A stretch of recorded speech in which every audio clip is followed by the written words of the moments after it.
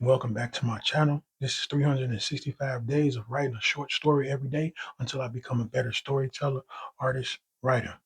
It's day 66 already. And like always, I got a brand new story for you guys. It's called Concrete Coyotes. Chicago's concrete jungle once had a crew people called the Coyotes. Not because they were loud, not because they were violent, because they hunted in a pack. And like real coyotes, they were patient, intelligent, and almost impossible to catch. The city at night is a strange place.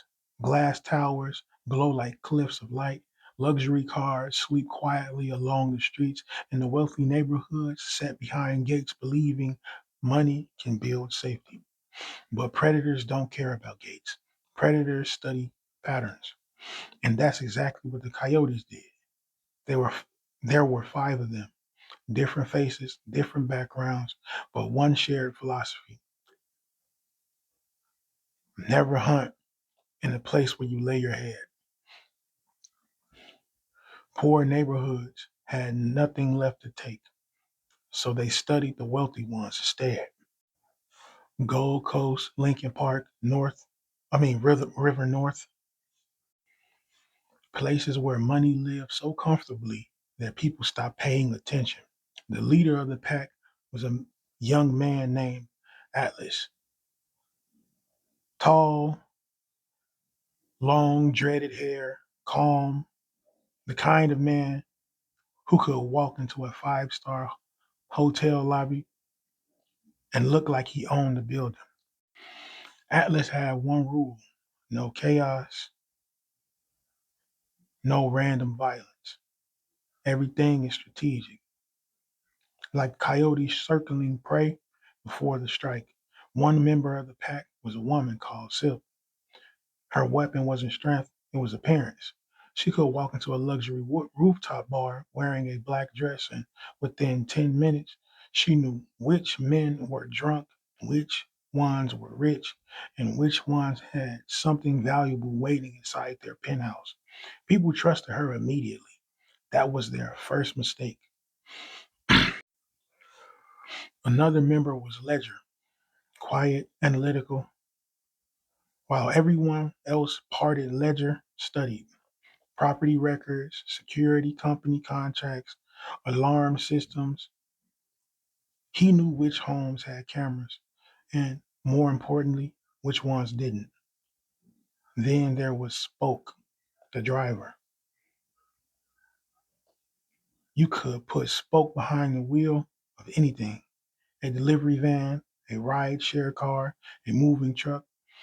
To the outside world, he looked like another worker passing through the city. But he mesmerized every street, every shortcut, every blind corner police might use during a chase, like a coyote weaving through desert canyons. Their final member was called Shade. Shade was the one who could move, silent, patient, inside buildings, across rooftops, through stairwells and maintenance to corridors. If Atlas was the mind of the pack, Shade was the teeth. The Coyotes never kicked doors down. That wasn't their style. They lured. Silk will meet a wealthy target at a bar or an art gallery, conversation, laughter, a few drinks, then invitation. Why don't we go back to your place? The target felt lucky, important, chosen. But while the two of them disappeared into elevators and penthouse hallways, the rest of the pack was already moving. Ledger would disable alarms. Shade slipped inside service entrances, spoke and waited 2 blocks away, engine quiet, timing the city lights like a metronome. In Atlas watched from a distance, making sure the hunt stayed perfect. Within 15 minutes, the job was done. Jewelry, cash, art pieces, small enough to carry, nothing messy, nothing loud. By the time the wealthy target realized something was wrong, the coyotes were already gone. back into the concrete desert. The police chased them for years.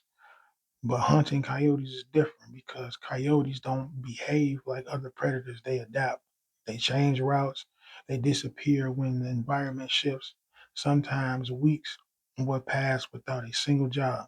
The pack would scatter. Different neighborhoods, different lives. Then suddenly, another mansion, another penthouse, another wealthy victim wondering how security failed. People in the streets began to whisper stories. Some said the coyotes were former thieves who turned robbery into science.